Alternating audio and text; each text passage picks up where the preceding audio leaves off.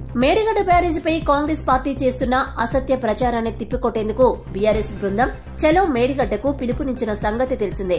ఈ నేపథ్యంలో బీఆర్ఎస్ నాయకులు, ప్రజాప్రతినిధులు, ఎంపీలు, ఎమ్మెల్యేలతో పాటు ముఖ్య నాయకులు హైదరాబాద్లోని తెలంగాణ భవన్ నుంచి ప్రత్యేక బస్సుల్లో బయలుదేరారు. నాయకులతో పాటు మీడియా కూడా మేడిగడ్డకు వెళ్తుంది. అన్నారం దగ్గర ప్రజెంటేషన్ ఏర్పాటు చేసి ప్రజలకు వాస్తవాలను వెల్లడించేందుకు గులాబీ నేతలు సిద్దమయ్యారు. బీఆర్ఎస్ బృందం మేడిగడ్డ పర్యటనను తెలంగాణ సమాజం స్వాగతిస్తోంది. కాంగ్రెస్ చేస్తున్న తప్పుడు ఆరోపణలను బట్టబయలు చేసేందుకు ఈ చలో మేడిగడ్డ పర్యటనకు పిలుపునిచ్చినట్లు బీఆర్ఎస్ వర్కింగ్ ప్రెసిడెంట్ కేటీఆర్ చెప్పిన సంగతి తెలిసిందే. మళ్లీ తెలంగాణను ఎడారిగా మార్చేందుకు కాంగ్రెస్ పార్టీ కుట్రలు పన్నుతుందంటూ కేటీఆర్ ట్వీట్ చేశారు.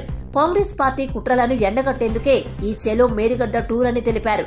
చిన్న లోపాన్ని పెద్ద భూతద్దంలో చూపిస్తూ బాధ్యత మరిచిన కాంగ్రెస్ నిజస్వరూపాన్ని బట్టబయలు చేసేందుకే ఈ చలో మేడిగడ్డ పర్యటన అన్నారు.